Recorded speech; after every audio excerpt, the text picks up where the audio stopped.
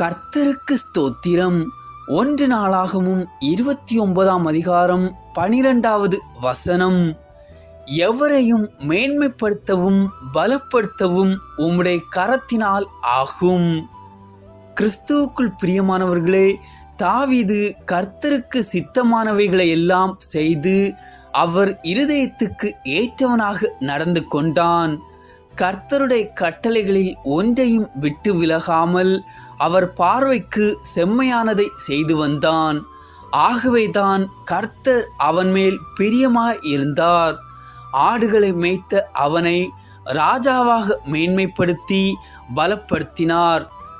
அன்பானவர்களே, குறுக்கு வழிகளில் இந்த மேலான ஆசீர்வாதங்களை பெறுவதை தவிர்த்து கர்த்தருடைய தாசனாகிய தாவீதைப் போல் கர்த்தரால் வரும் மேன்மையையும் பலத்தையும் பெற்றுக்கொள்ளுங்கள்.